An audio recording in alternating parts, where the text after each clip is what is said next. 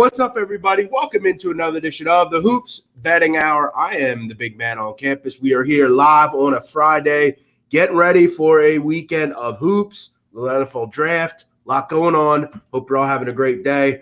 End of April here. And I got to tell you, I'm not exactly mad about April being over because that means we're one day closer to allergies being kind of out for the season. I'm having trouble with that. But we got a great guest today, an old friend.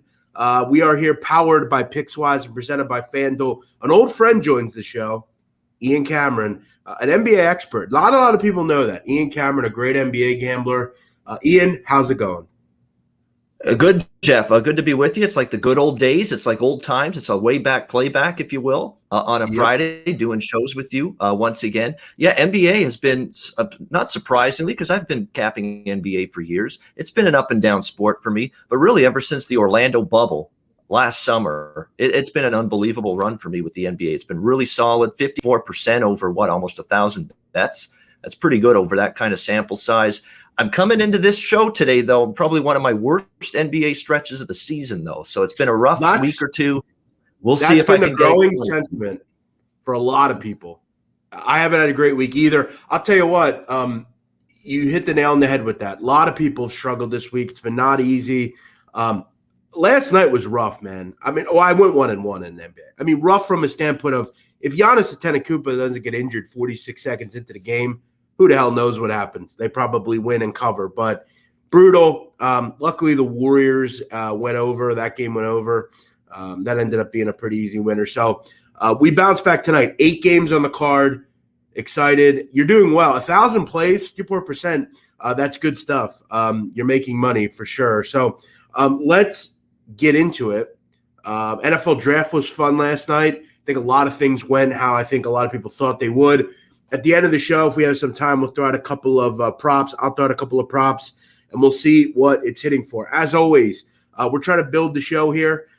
We're here. It's only been a few days we've been on the air here, but make sure if you're new around here checking out the show, make sure you're hitting the subscribe button. Make sure you're checking out FanDuel, and make sure you're checking out every guest we have on. They're all astute basketball handicappers. And I'll tell you what, as the season continues to wind down and we get into the playing games, into the playoffs, it's going to be fun. So it'll be the only game in town here coming up.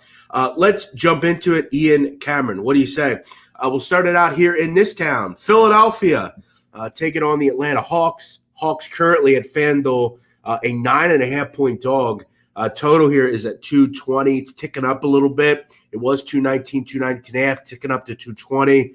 These teams just played the other night, and it was not pretty for Atlanta. They get pummeled by the Sixers, 127-83. No Trae Young, no Bogdan Bogdanovic, no DeAndre Hunter. It's been a real tough go of it recently for Atlanta. Without Trae Young, this offense just hasn't been very good.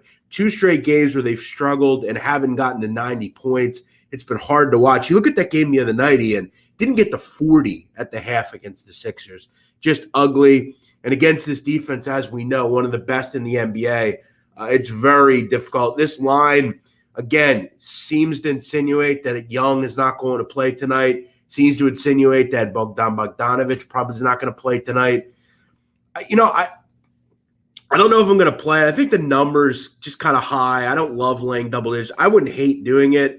But I think looking like at an Atlanta team total under makes a lot of sense here. This group just doesn't – they can't seem to get out of their own way without Bogdanovic and Young. If both those players don't play, which that's really been a cat and mouse game of finding whether a guy's going to play or not, if those guys are not in there today, team total under 105.5 seems pretty strong here.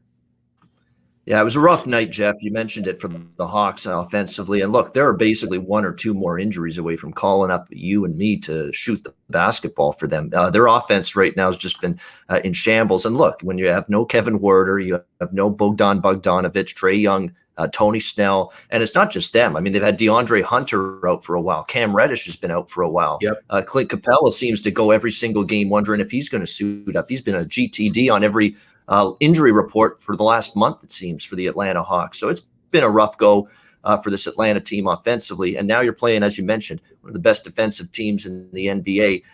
Sixers and under cashed in the previous meeting. I would look in that direction again. Keep in mind, too, Atlanta, since Lloyd Pierce got fired, Jeff, and Nate McMillan took over, they've slowed down the pace a little bit. They've put a little bit more emphasis on the defensive end of the floor. I think that's something that can probably carry over into tonight, especially if they don't get many of their players back. So Sixers and under cash. The one thing that I'm concerned about, Jeff, with laying the points is sometimes the Sixers, they just beat up this team the other night. Is that focus going to be there? Yep. Sometimes you get those little moments in the Sixers. It's been more so on the road, I'd say. This is at home, so maybe they'll avoid that pitfall this time. But sometimes they have those games where they just go through the motions. This could be that because they just beat the hell out of this team the other night. But I don't think I could back Atlanta. It would still be I'd lay the points and I'd go under the total. Here's the issue with Atlanta's current roster, okay, and who's currently playing.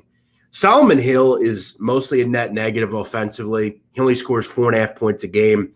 Clint Capella's a net negative offensively. He's never been an offensive player. Brandon Goodwin, not exactly looking at him as an offensive stalwart. You look at his contributions over the last 2 games. He's played 28 minutes and 32 minutes. He scored 6 and 5 points. They have too many guys that are net negatives offensively currently on this team. And again, Lou Williams, great player, but he's, even if he scores 20, 25, I don't think he's a guy that, they're still not going to score a ton of points. There's just not a ton of options right now with the personnel that they have. So again, if this is what you see tonight, you got to think they struggle to get to 100. Just what it's going to be. So, yeah, I think there's an agreement and by the way, here. Jeff, if you think the Atlanta Hawks are going to be missing players again and there's a potential, and unfortunately with the NBA, look, Jeff's experienced it. I've experienced it. Every NBA bettor's experiencing it this year. It's like pulling teeth, trying to find out good injury information. You got to wait for so many of these games till right before tip-off to find out who's legitimately in or out in a lot of these games. But if you have that intuition that you don't think the Hawks are going to get many of their shooters back tonight, Bogdanovich and others, then bet this under now. Because that number is going to move, definitely, or Philly for that matter, if that injury news comes to light. Yeah, 220 seems a bit high, especially when you have a team that's, I think going to struggle to get to 100. Sixers, obviously, as you said, and as we said, very good defensively. But I think all in all, the sentiment is a lower scoring game. Sixers probably win by 10 or more. And I'm officially going to mention this. I think the Hawks struggle to get to 100 here. I think team total under 105.5 is a good play because, again, right, we have to make sure the lineups are cohesive. But, again, if you get this lineup we saw the other night, they're going to struggle to get to 100. Couple of comments here. John Child, Jeff continues to have great guests, but in the show the right way. Thanks, man. Yeah, look, NBA is not as popular as something like college football, college basketball, the NFL. But, again, we enjoy doing the show. People check it out on the back end. Ian, a lot of great guests here. Michael Newton, thanks for the under 5.5 quarterbacks.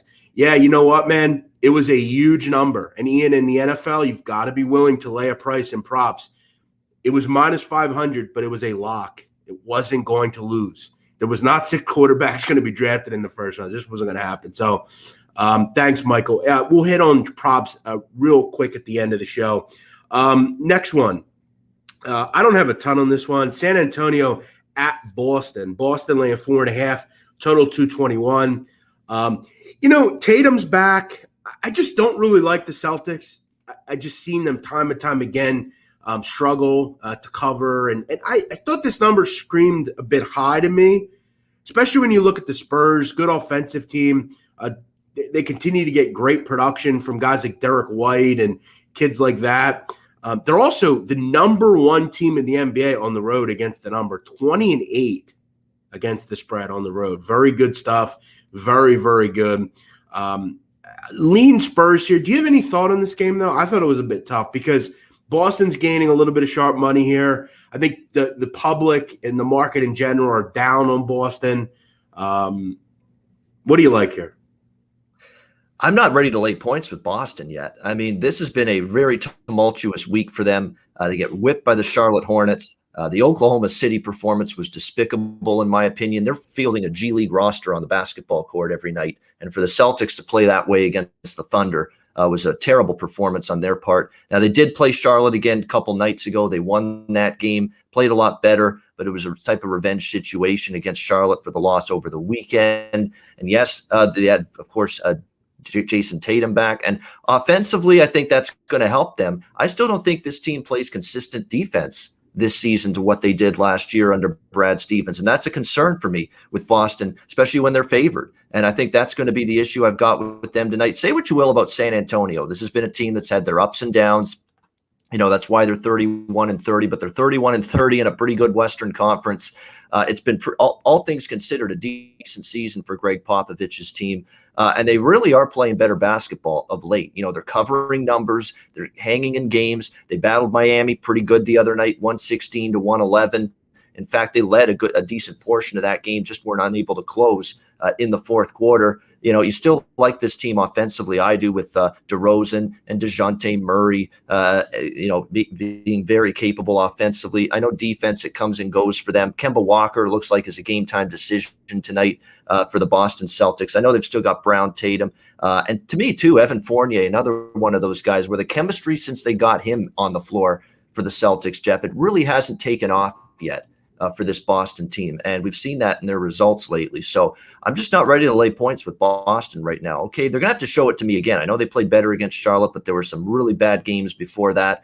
I would look to San Antonio, and I kind of don't understand why the total's actually been bet down. I would go against that move. I think we see points here. We see San Antonio able to score the ball. Boston's not against going up and down the floor with a team like San Antonio that doesn't mind a little bit more of a back and forth style. So I would look Spurs, and I think over the total as well. Yeah, I don't hate either side. Again, just not much on this game personally. We have seen, again, the total tick up. I mean, when I capped this game earlier, it was 219. It's up to 221. So I was just going to say, Jeff, the total's going up as we speak. It went down to 220.5. I'm starting to see 221.5. So people are starting to think like me here. That total dipped too low. Yeah, and look, as we know with both these teams, I mean, good defensively, kind of better than average. But, again, when you're looking at totals in the NBA, a lot of time it's all about pace. All right. San Antonio, kind of middle of the road pace wise. Boston kind of lower than average pace wise. So it's not necessarily there, but both offenses efficient. You don't need a ton of points to get over 221. Let's move on. Wizards in Cleveland. Wizards laying 7.5 here on the road at Cleveland, 228.5. Just goes to show you how bad Cleveland is. But I don't think none of us don't know that. Cleveland is the second worst team in the NBA against the spread. Absolutely hideous, really on both ends. This has been kind of the sentiment since LeBron James left. This is not a good basketball team.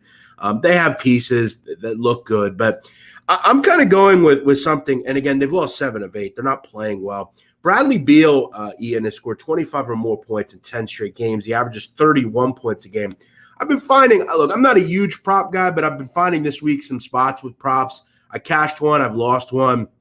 But when you look at Beal, scored 33 the other night against Cleveland, it's just been kind of a foregone conclusion he's going to hit 30 when he plays. This guy's been on fire.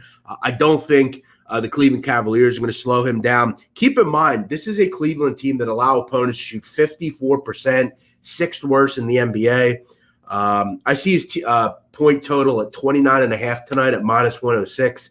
I have some real interest in that, and I'm going to tell you right now, you got to lay a price on that. Obviously, we know what props you have to lay a price. But one thing I will point out about FanDuel, which I do like, Ian, they have something called a same game parlay. It's kind of something that they do. You can actually parlay the Wizards money line with Bradley Beal over 29.5 and actually get plus 130-ish on that. I think that's a pretty solid player. And if you just want to simplify it and just go Bradley Beal straight up, I like over 29.5. He has been a terrific player this year. He's been right up there with Stephen Curry in the scoring title. His average is 31 a game. I don't think he has much trouble scoring here against a bad Cleveland team. I'm going to lean over 29.5 for Bradley Beal. Yeah, I mean, the Washington Wizards, it's hard to believe this, but they've been one of my bigger money makers from a team perspective in the NBA the last few weeks. And they've played outstanding basketball. We got to give the head coach, Scotty Brooks, a little credit. We got to give Bradley Beal credit, too, because I remember seeing him early in the season after games, ripping his team defensively in their effort on that end of the floor. He's been a real leader for the Wizards, and He's been professional. He's come to play every single night. He's shooting the ball extremely well. He's been the offensive catalyst. Russell Westbrook ain't the leader of that team. It's Bradley Beal, and he's definitely done that with his play, no question. And they're actually playing defense a little bit, at least Washington. They're not going to be mistaken for an elite juggernaut defensively, but at least they have improved at that end of the floor a little bit in recent games. It did get away against San Antonio. The one game they lost, they reverted back into the early season Wizards at the defensive end. But really, other than that, they've been pretty good. They've been a point spread machine. What are they, 8-2 against the spread, 9-1 straight up in their last 10 ball games? I mean, this Wizards team's rolling right now. Cleveland is not. Cleveland 0-4 straight up in ATS their last 4. And you know what's shocking about Cleveland is they haven't even played a great schedule. You know, they lost to Charlotte, who hasn't been the same with LaMelo Ball out. And they've also had Hayward out. Toronto is just in shambles. They lose 112-96. How do you lose to a lottery-bound Orlando team? Orlando's been brutal the last week or two, and Cleveland loses to them 109-104. Shame on me for thinking Cleveland was worthy of being a favorite. I laid the points with the Cavs in that game and paid the price for it as Orlando beats them. That's a terrible loss. They were without Colin Sexton in their last game. There's no sure thing he's going to be back tonight. Too much falls on Garland. Okay, that's the problem when Sexton's out. He's got to do too much. There's not a lot of other options consistently that you can rely on for this Cavs team offensively. I would lay the points with Washington. In fact, I have laid the points here with Washington. You look at Washington. Can you trust them as road chalk against bottom feeders? Well, you look at a couple of their recent games. At OKC, they were laying big points, 9-point favorites. They won by 20. At Sacramento, they were favored in that game. They won by double digits. Washington's shown the ability to take care of business as road chalk against inferior teams. I think they do so again tonight. 4-1 this season. Only 5 games they've been a road favorite, but 4-1 in laying points on the road. So, again, bad team.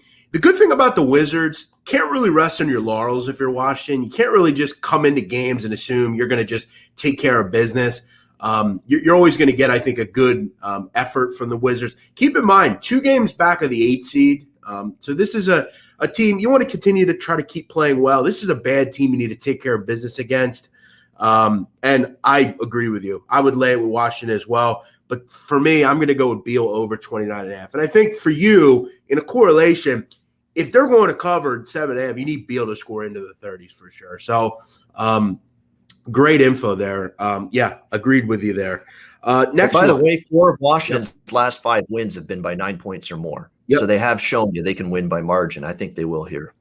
Playing well right now. Yep. Magic Orlando Magic at Memphis. Memphis laying 12.5. Total 224.5. Big number here, right? I mean, this is a big number. Regardless, look, we've talked about Orlando in this show ad nauseum. The roster's not good. Okay, they're very young. I mean, they're one of the younger teams in the NBA. There's just not a ton of veterans on this team, but you know, at times they've showed a penchant to play hard. You know, you like some of the things they do there. You know, I'll give it to Detroit and to Orlando. They play hard. I mean, they don't have a lot of talent, but when you look at a guy like Chumo Kiki and Gary Harris and young Cole Anthony, Dwayne Bacon, you know, Wendell Carter's not been much of a factor. You know, they always get good effort out of James Ennis and Mohamed Bamba and Chase and Randall. So, you know, look, there's not a ton of talent here, but they play hard. If you're looking to lay it with Memphis and you're thinking, I don't want to lay 12.5 with Memphis, I don't know if it's that big a deal. 17-6 last 23 against the number. But here's why I wouldn't lay it. And here's why if I'm going to play this game, I'm going to lean on Orlando. You look at the Memphis Grizzlies. This year, they've been a favorite of 9 or more points one time. Lost that game outright. Okay. This is not a team that laid double digits, if at all. They haven't this year. I'd love to go back 3 seasons how many times Memphis has laid double digits. They don't do it. And you're laying 12.5. You're not laying 9.5, 10. You're laying 12.5. You got to win this game 126, 110. You got to win by margin here. That's just not a proposition in the NBA I think comes in very often. I don't think you're going to make a ton of money doing it. Orlando fights. I'll give them that. They're not Cleveland or Houston ATS. They're actually right around 500. They're not that bad. I'm going to lean on Orlando here. It might be a bad proposition. They might lose by 15, but I just don't think I don't want to lay 12.5 with Memphis.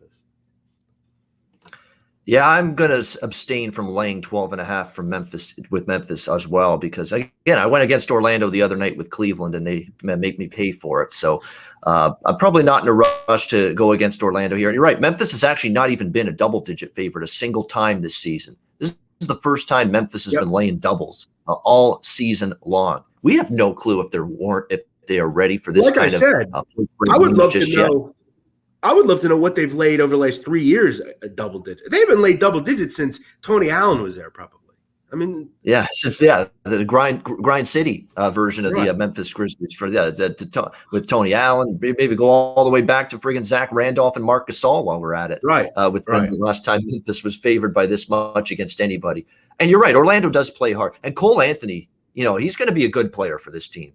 I mean, you're seeing him play well. He carried them in the fourth quarter. They actually blew it against Cleveland. They had the lead. They blew the lead. Came back because of Cole Anthony really getting red hot, shooting the ball, facilitating the offense in the fourth quarter down the stretch against Cleveland rather. So, give him credit. James Ennis, of course, had a nice game as well. There's still some options here. Of course, we know they're a very, very depleted team.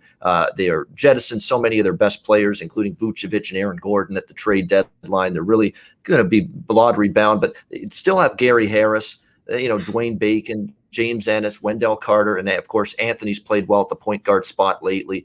That might be enough here. I like the way Memphis is going, but I'm not ready to lay 12.5. More than anything, I looked more toward the total in this game.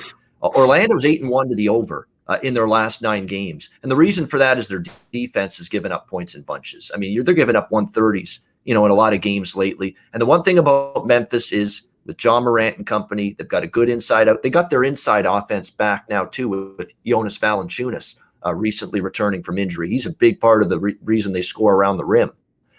So they've got outside, inside scoring balance. They play at a fast pace. Orlando's lacking defensively. And like I said, Orlando's trended over 8 of the last 9 games. I think more than anything, I'd look over the 223.5 in this game. Yeah, I don't hate that, actually. Orlando has struggled to get stops. To hang in this game, they're going to have to kind of score with Grizzlies. And look, John Morant's been on fire. But again, we kind of made the continued point. This is not a Grizzly team that I'm running. They don't lay double digits ever.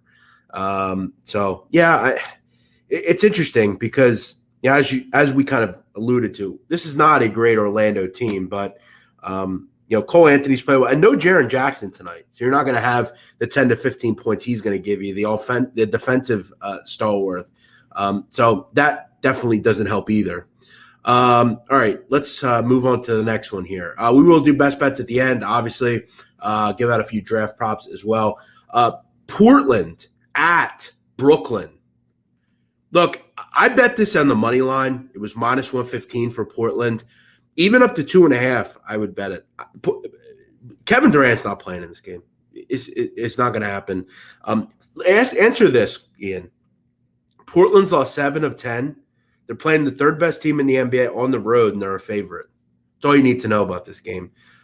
Look, I got burnt on this the other night with Bradley Beal not playing when he wasn't going to play against the Spurs.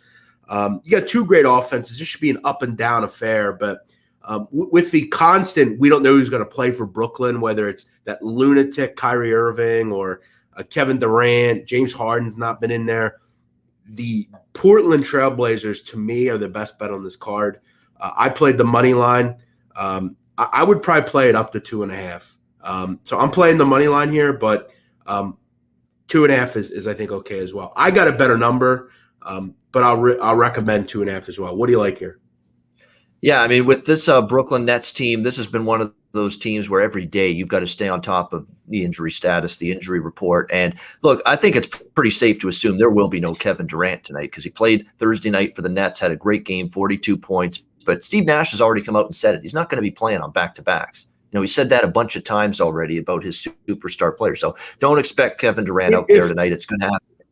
If Kevin Durant was going to play in this game, you think they'd be 2.5-point dogs? Give me a break. Come on. Yeah, there you go. Yeah, people are seeing that. And if you listen to Steve Nash, you know that already. because he said that before publicly in press conferences that he's not playing Kevin Durant on back-to-back days. They're thinking about the bigger fish to fry in May, June, and July at playoff time.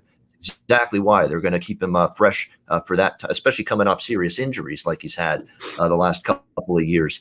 So it's going to be obviously the Kyrie Irving show. The weird thing about Brooklyn is there's been some games where they can withstand the absence of two of the big three without Harden and Durant, and then there's been some nights they can't. And the nights they can withstand it are the nights Landry Shamet decides to show up and get things going offensively. The nights Joe Harris shoots 40% from three-point range. But those nights are random, Jeff. You don't get those nights every night from the Brooklyn Nets. Joe Harris going off, Landry Shamet being an offensive difference maker for the Nets. It's very random. So it's very tough for me to bet Brooklyn games when two of the big three are out, because we've seen them lose to the Raptors, recently with all these guys in and out of the lineup. So that's the concern.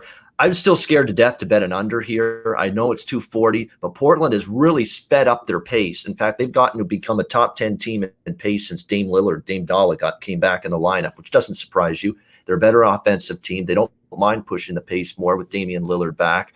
So to me, I would look over. I would still probably look over, even with Kevin Durant not showing up. It's going to be an extremely fast-paced game on both sides. And look, Kyrie Irving's more than okay with, hey, ball hog city. I'll shoot, 30 shots if I need to, and I'll try to carry the team offensively. We know he's got that kind of mentality sometimes, and he could have a big night, and there's your over right there. As far as the side goes, I'm off the game, but I might still get there with the over. Yeah. How could you not bet overs with these two teams? And we know, look, I wish Portland just played a modicum of defense and were better than they were in years past, because adding a guy like Norman Powell, having Robert Covington, having Nurkic, having Dame Dollar, having McCollum, having Carmelo. I mean, this team offensively is fierce.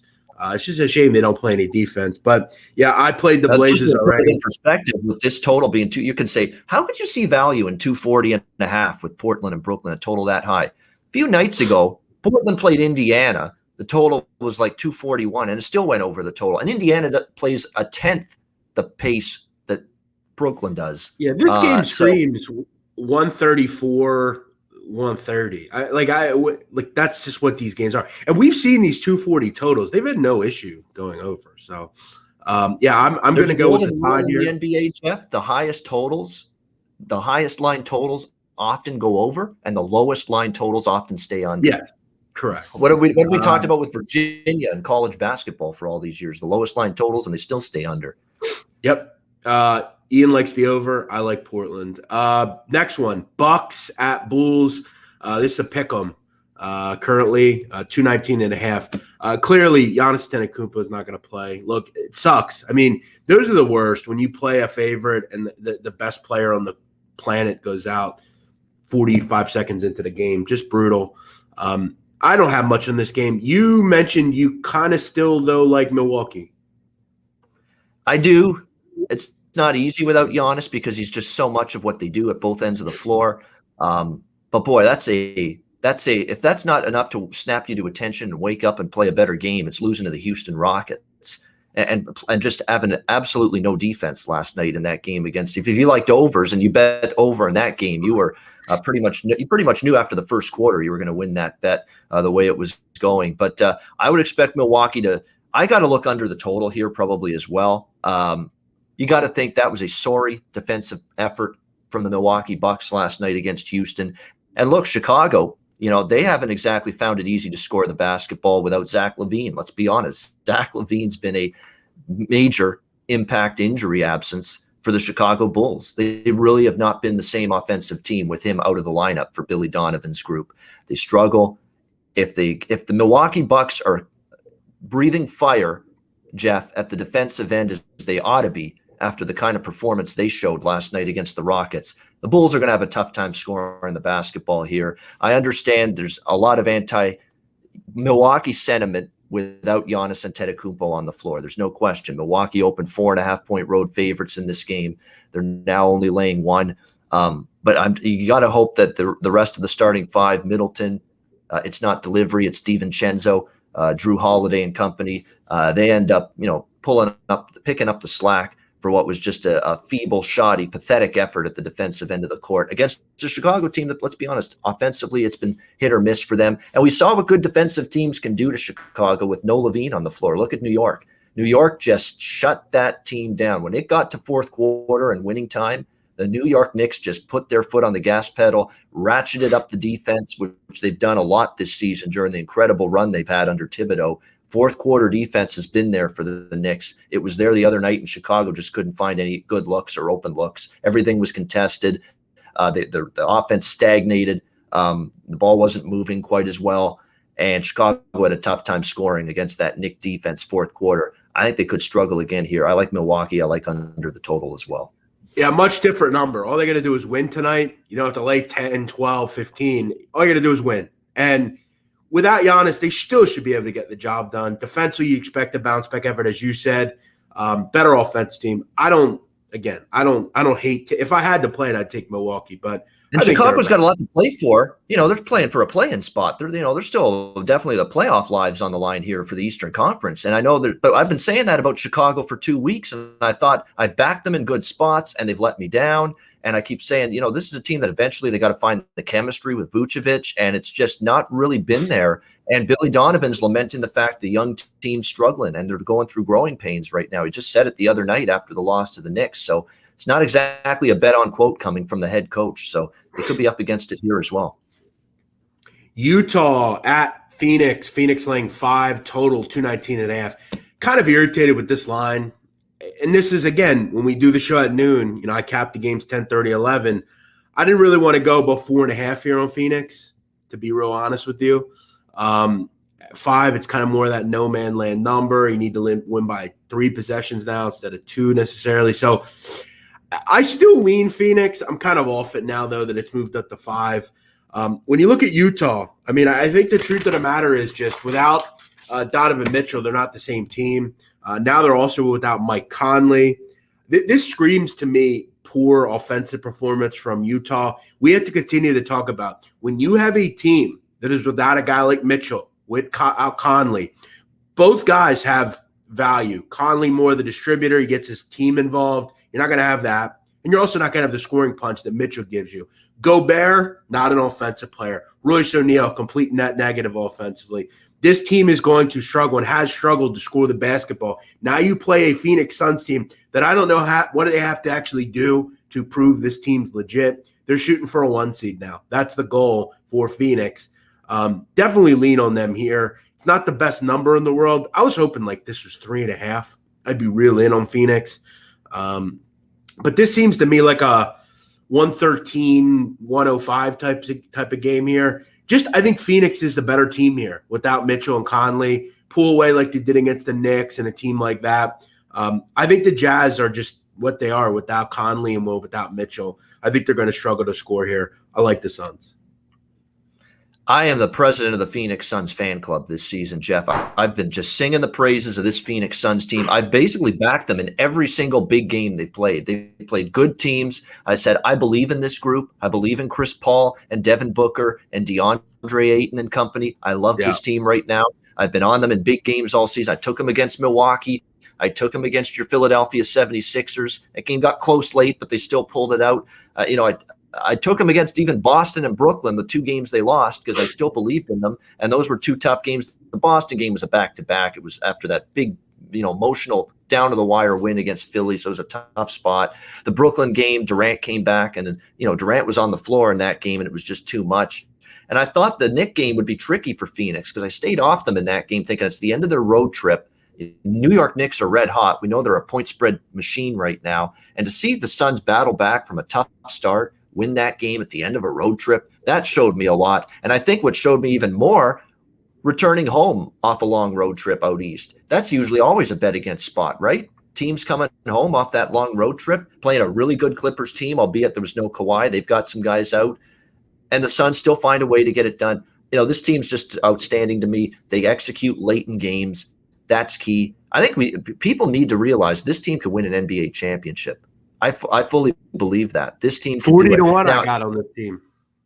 Yeah. Wow, that's a great price. The hang up that people are going to have is, Chris Paul never wins in the playoffs.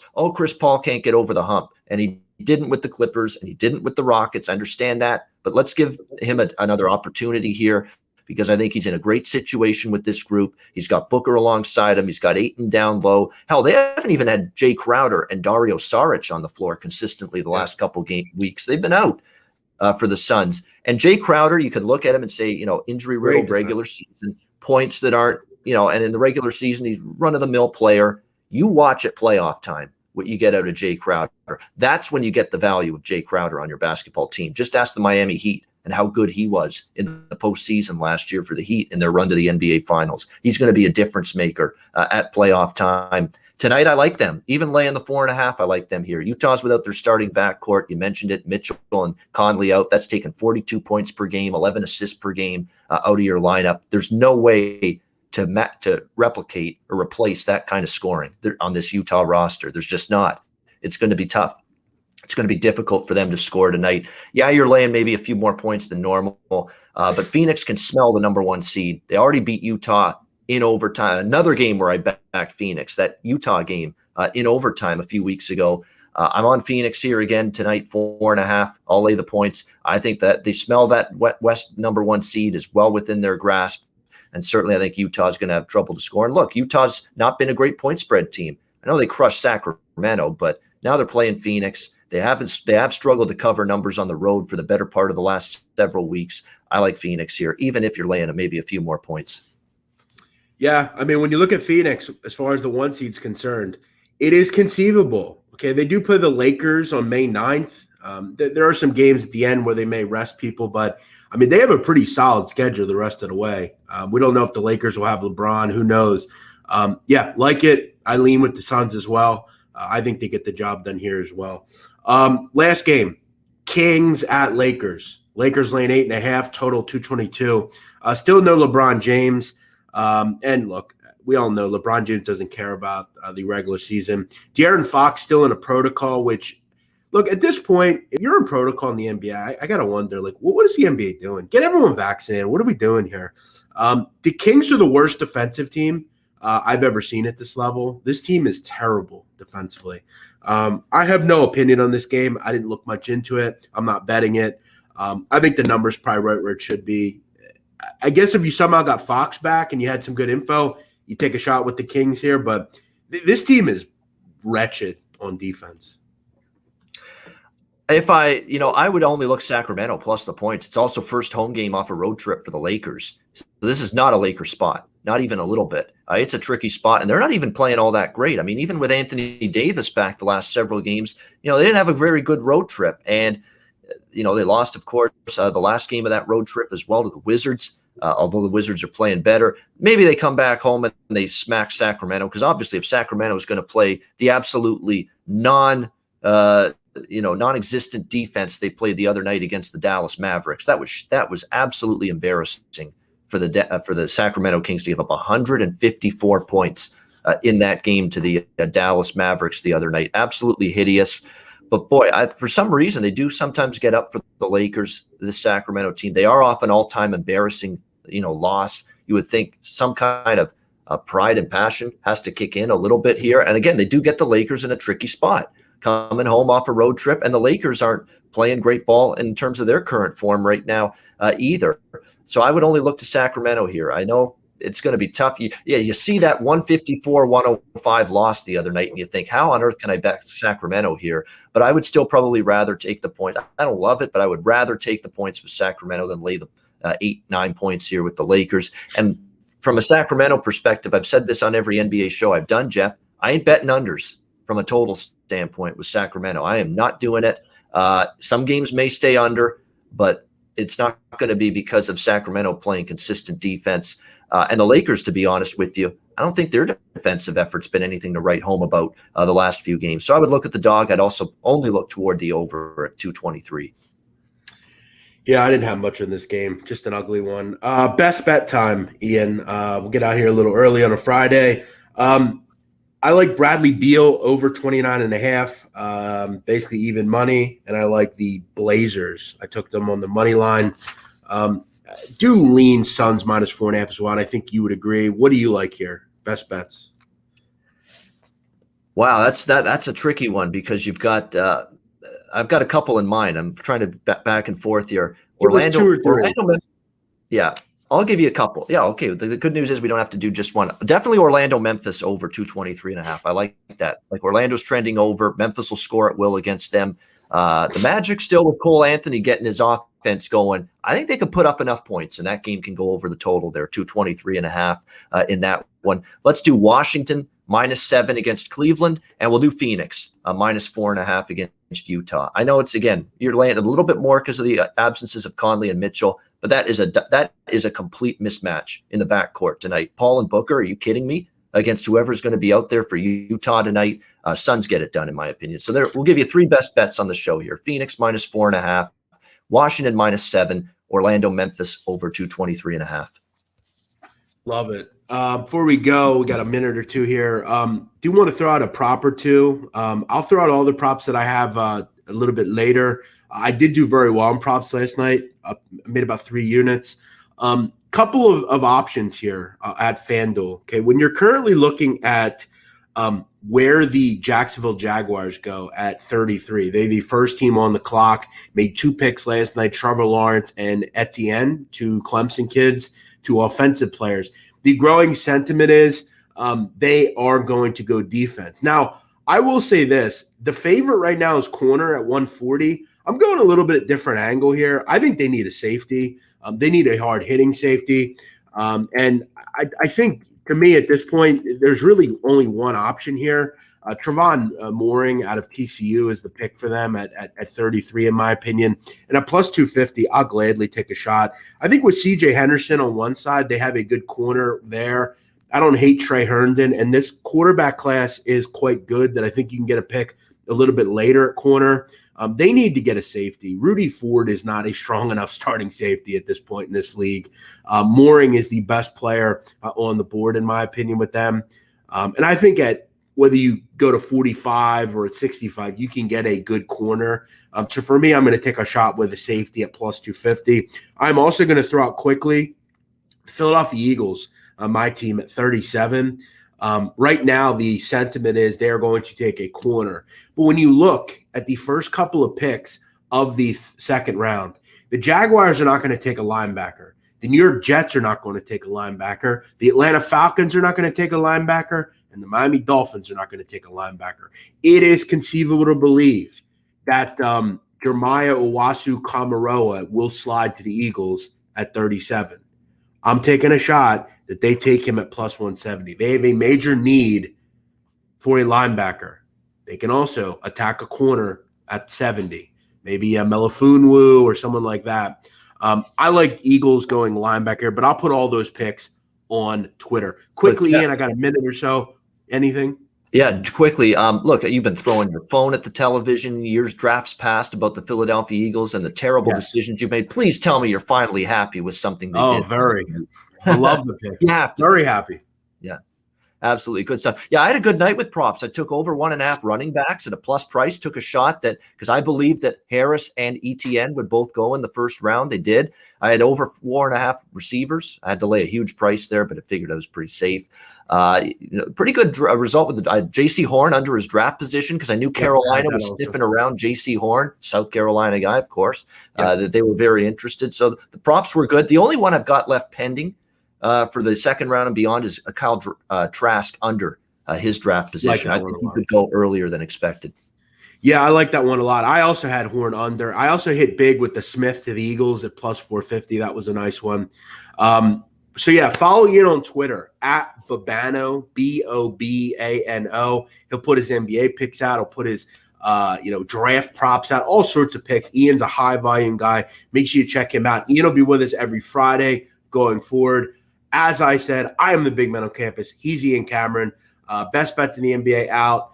NFL draft props will be out. And make sure you check us out tomorrow. Ski Profit will join us here on the show.